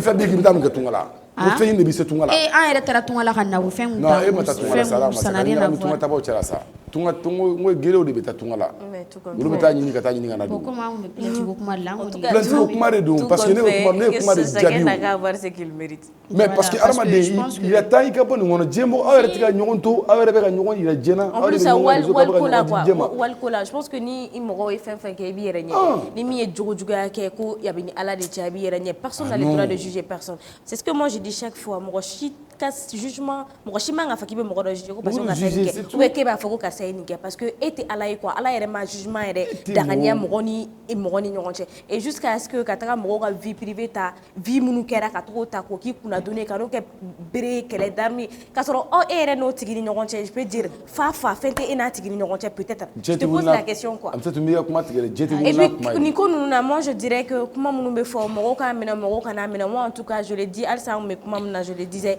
ni mɔgɔ i taara ko mɔgɔ dɔ ye kuma dɔ fɔ ne ma k'i bɛ ne ka diɲɛlatigɛ kalama k'i dara la k'i ye n wolo ou bien k'i ye minɛ a ma k'a ɲininkali k'a la i bɛ diɲɛlatigɛ de ni ɲɔgɔn cɛ parce que a tigi y'a fɔ da min na Ala m'a da de d'e ma k'a fɔ sinon a kun ka di e de kan ne maloyara de quoi parce que yagafin ma maliyɛn bi ani maloya hali k'i yɛrɛ faga wallahi i bɛ maloya ni c'est à dire souvent i b'i yɛrɛ ɲininka ne tɛ miiri ka kuma ne bɛ miiri ka kuma mun na e bɛ ka min fɔ yen Ala ni kira kama n b'a ɲini autorité fo k'a kɛ Ala ni kira kama e ka ne lamɛn n bɛna bamanankan de f'i ye autorité ka kɛ Ala ni kira kama u k'a fɔ ko maliyɛn don an y'an bolo baw k'a yɛlɛ réseau kan n'u ma réseau bila semaine kelen i k'a fɔ ko tout bilayi an bɛɛ bɛ se koyi problème min i b'a dɔn siranya tɛ koyi fanga jamana sariya an bɛ k'o de bonya an bɛ k'an ka jamana faso bonya sinon ni ɲɛmɔgɔ ko sisan k'an bɔra réseau in kan k'a y'a woloma Momo ka agression in kɔfɛ je pense Momo ka agression tɛ dɛ an bɛ ka min f'i ɲɛna an bɛ ka tiɲɛ de f'i ɲɛna non non ka taa ni mɔgɔ ye o terrain sanfɛ il a porté plainte parce que peut-être a b'a fɔ ko Ala ka kisi mɔgɔ minnu bɛ ka ɲɔgɔn nɛni o tunga olu bɛ bɔ jamana wɛrɛ de la ou bien Nigériens de don Nigériens de don ou bien u bɛ bɔ jamana wɛrɛ de la c'est des Maliens ninnu fɛn fɛn ka kuma nin ninnu bɛɛ bɛ ɲɔgɔn dɔn je pense que o yɛrɛ de kama bɛɛ kan ka kɛlɛ jigi so déclencher là avec bɛn ko kelen na quoi au fait la vie ça s'arrête pas là ninnu bɛɛ kɛra ɲɔgɔn fɛ ka tɛmɛ c'est-à-dire que je pense que Momo ni Sugo yɛrɛ je pense que u kun bɛ ɲɔgɔn dɔn u kun ka di ye a bɛ se ka kɛ halisa bɔ ɲɔgɔn faamuyabaliya mun nana ko ni kɛlɛ kɛra ko gundo bɛ kasi nafigiya de kɛlɛ kɛra gundo bɛ kasi awɔ nafigiya depuis gundo kɛyɔrɔ a nafigiya de b'i kɔnɔ donc ni kɛlɛ kɛra diyagoya i bɛ position ɲini pour que k'a fɔ nafigiya dɔrɔn de don an kɔni an ta ye information di ye ka dugawu kɛ an bɛɛ bɛ ka information di mais bɛɛ bɛ k'o de di o ayi hakilina ko tɛ sa mɔgɔw ye ko kɛ diɲɛlatigɛ la i b'o de tɔnɔ sɔrɔ Madu ayi ni lamɛn lafiya c'est pas parce que on veut Madu ni ye lamɛn i bɛ kisi je kuma na fɔ mɔgɔ tɛ hali kaso souhaiter i jugu ma u ye mɔgɔ minnu muso minnu tɔgɔ u ye muso minnu tɔgɔ tu m'écoutes écoute-moi pardon écoute-moi ça i jɔ ka tila n ka kuma na kɛ u ye muso minnu ta k'o muso tɔgɔ don k'a fɔ ko nin kɛla ninnu muso et ces femmes là elles sont pour rien musow b'u ka furu la a bɛ taa sigi k'a fɔ nin kɛla tan nin kɛla tan nin kɛla tan musow sigilen bɛ u da tɛ kuma na u sen tɛ kuma na et ces femmes là ont des enfants denw de b'u bolo e taara sigi ka kuma dɔ fɔ o musow ma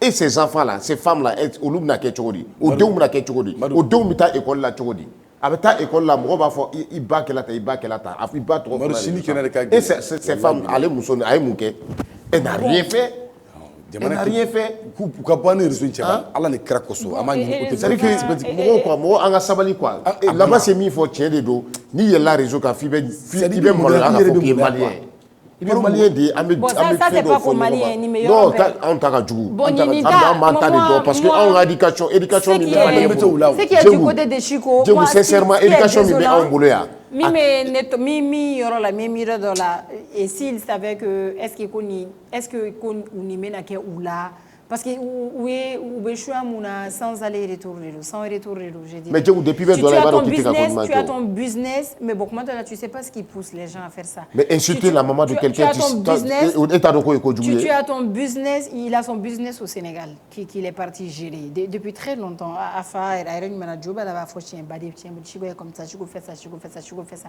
Donc imagine qu'il y a au business là, il y a supervisé là. Parce que jusqu'à preuve du contraire, on ne sait pas pourquoi il a été arrêté. Donc si c'est à cause de l'agression ou bien ni propos tenu là parce qu'il a ouf la baie donc on ne sait pas pourquoi il a été arrêté. Mais ni miromi ou à côté yoroi ou beminke et les réseaux sociaux sont faits. On va pas anti nous juger à doué quoi. On va parler de la plainte à Mineli Yorola. Mais minkera ou yorola c'est un malien ou c'est un malien si ça s'avère vrai que voilà mot des plaintes déposées contre Sidi et contre contre Chico, on s'est dit que bon entre maliens ils vont gérer ça, mais il faudra que chacun ait ce qu'il mérite.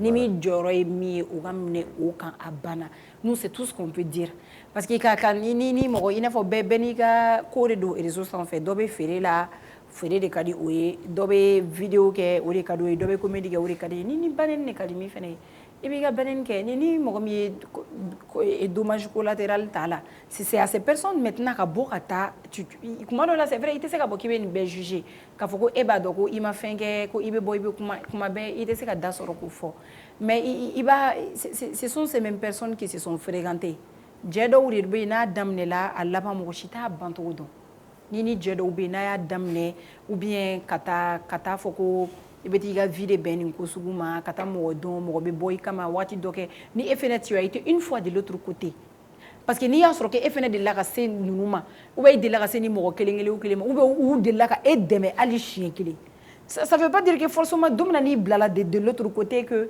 si tu seras épargné. Donc si c'est une vie, c'est une chaîne. Personne ne peut savoir qu'est-ce qui a amené tout ça. Nous, on voit ce qui se passe sur les réseaux. On va voir Dikel, elle sort le matin, elle dit ce qu'elle a à dire, très énervée, très remontée. On ne sait pas ce qui s'est passé en dessous.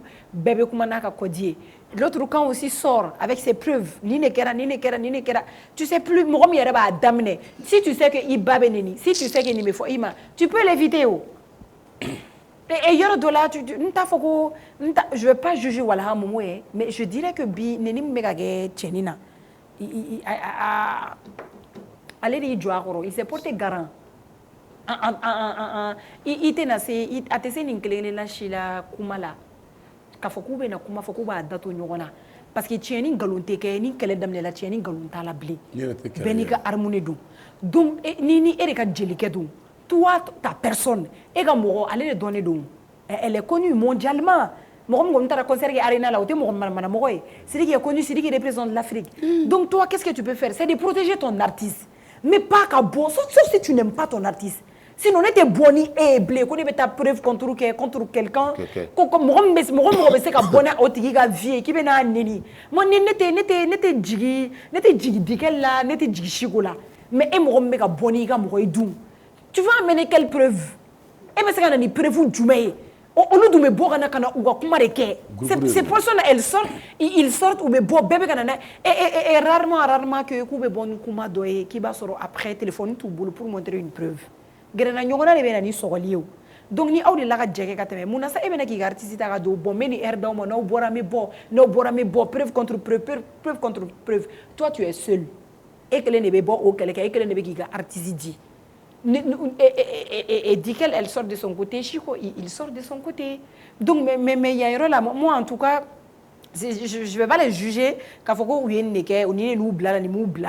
mais voilà, Momoni, Chico, qu'il s'est au bébé Tungarela, Chico Betungarela, Francis, Tungaréa, Sénégal, à travers business de Sénégal. Et voilà, moi, je là. Donc, tout ce qu'on peut demander à ces personnes, à la donne d'apaiser leurs âmes, leur cœur, Kafoko, bon, il a une foi, et qu'il est vraiment temps que Kafo ou Bega Dabloua, donc on vient un bébé fagilé, un bébé baguilé là, donc avec ban ou bon autour là. Sinon, vidéo mania, ça existe depuis très longtemps. C'est quelque chose qui existe. Peut-être qu'il y a une formule là, au formule là. Et ça n'existe pas qu'au Mali.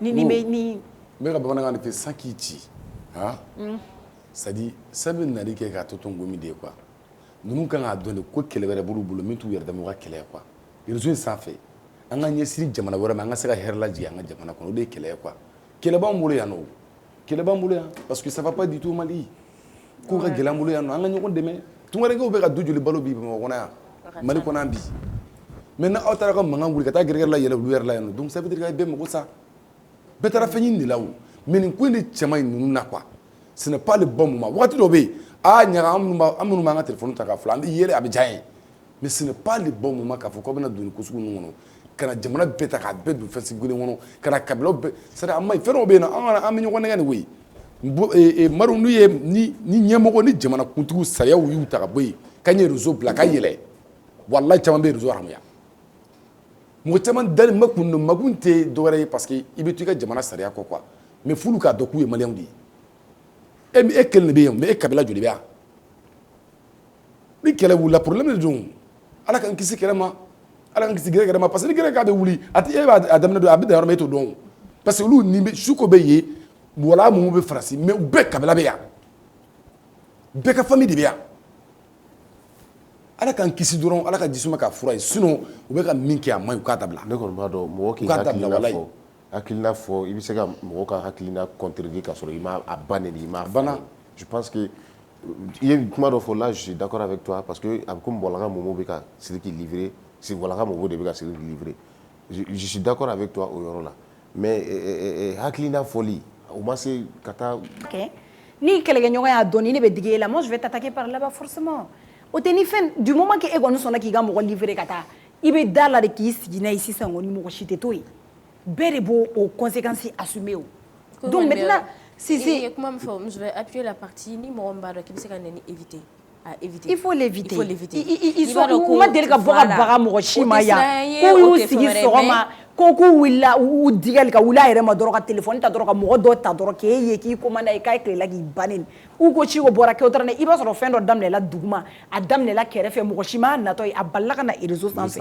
an bɛ sɔrɔ ka taa o live kelen kɔnɔ ka taa olu juger non an t'a dɔn min kɛra an t'a dɔn min kɛra parce qu'il y a des gens aussi mɔgɔ dɔw bɛ yen nɔ i t'u kɛlɛkɛnɔ ye koyi i t'a dɔn k'u ye fɛn kɛ yɛrɛ i t'a dɔn u bɛ min na duguma c'est quand ces personnes là sortent k'u ka live ka lakana o mɔgɔ ninnu burujali daminɛ sisan an bɛ sɔrɔ ka dɔn ko dɔ kɛra a ka tɛmɛ parce que kuma dɔw la fɛnɛ genre avant d'aller directement vers le jugement il faut te poser beaucoup de questions mun bɛ se ka karisa e ni ninnu se ɲɔgɔn ma mun bɛ se ka e ni ninnu se ɲɔgɔn ma mun bɛ se ka nin ni ninnu se ɲɔgɔn ma e kɔni b'a ye dɔrɔn k'a fɔ bon ni kɔni ye personnalité publique u k'u attaquer a la parce que u t'a fɛ ou bien dɔ ye u bila a la ou bien fɛn dɔ kɛra mais i b'a sɔrɔ il s'est passé quelque chose en bas moi personnellement à la place des momos je vais jamais sortir ka taa et puis i tɛ ka kɛlɛ kɛ n'i yɛrɛ tɔgɔ ye e bɛ ka dɔ de ka kɛlɛ kɛ cette même personne ne parle pas ale tɛ kɛ fɛn yɛrɛ ko non ko nin bɛɛ tɛ problème yɛrɛ k'e kɛrɛfɛ mɔgɔ minnu bɛ k'e bila olu tɛ k'e dɛmɛ ka taa kɛlɛ kɛ tu dois savoir k'i kelen de b'i ka kɛlɛ la o mais i kelen b'i ka kɛlɛ minɛ i tɛ ka parce que hali su tɛ to yen ni mankan daminɛla fɛn fɛn bɛ digi la bɛɛ b'o de fɔ moi je vais pas te dire foyi tɛ to yen quoi foyi tɛ to yen a ka di e la dɔrɔn a banna quoi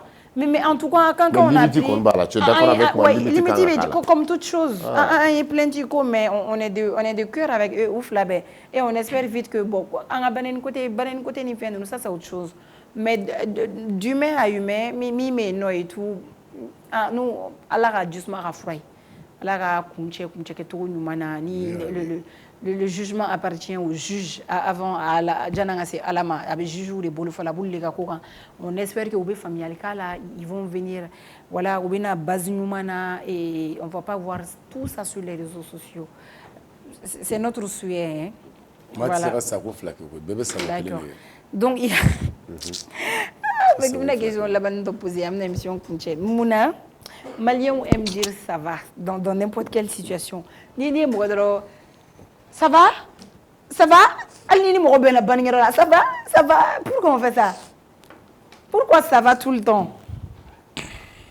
vous à votre avis c'est tout à ton avis même si ça ne va pas on dit ça va oui ça va il est retour ali mina mo soro ça avec a fashudo avec a bashudo il me dit ça va est-ce que ça va abina fani ko bomana na basiti la ni na mo fuga fuzo folo kono ki to ko basiti foli ye fɛn ba yɛrɛ de maa tɛ foli kɛ maa lankolon don foli ye fɛn ba de parce que adamaden n'i bangena du yɛrɛ kɔnɔ i b'i kalan fɛn fɔlɔ min na o ye foli de ayi a ko n'a fɔra ko ça va même si ça ne va pas Il va faire ça va. Non, mais n'a pas fait ça. Il va cacher la ça va.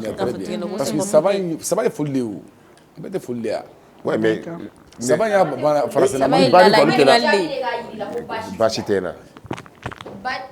Mais Vani be fait a fallait que ça va ça va corrompre ça va corrompre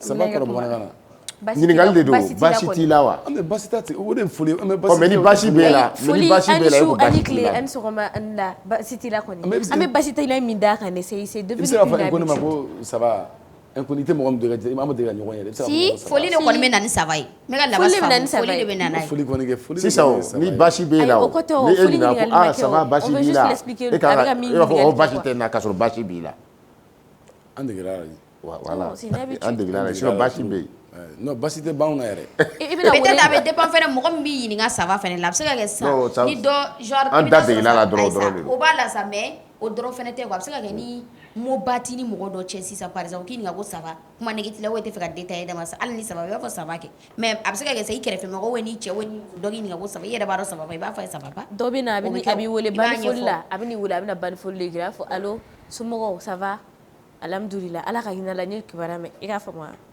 habitude dɔrɔn don habitude min fɔ dɛ a y'a da o ma ye o dɔrɔn de don an dege ka faamuyali la o ye ne ta di n ko habitude dɔrɔn fɛnɛ tɛ habitude o ye ka faamuyali fɛnɛ bon ne kɔni fɛ habitude de don aw hakilinaw ka ɲi n'hakilina bɛ falen bɛɛ b'i ta dɔn et cette belle émission a été réalisée par Désiré Dakou Erwan tun bɛ son na Wera tun bɛ réalisation na an bɛɛ bɛ M7 kɔnɔ yan Musa Bugu Désiré sigiyɔrɔ bɛnnen don Musa Bugu Madu Musabu abasi Musabu fana sɛbɛnkɔrɔ ne bɛ ɲamina Alisetu bɛ Kalaban pour plus de détails et plus d'informations comme Kalaban ka ca awɔ Kalaban ka ca a ko ne b'a dɔ la yɔrɔ in tɔgɔ fɔ n ye dɛ n b'a fɔ sisan i bɛ minnu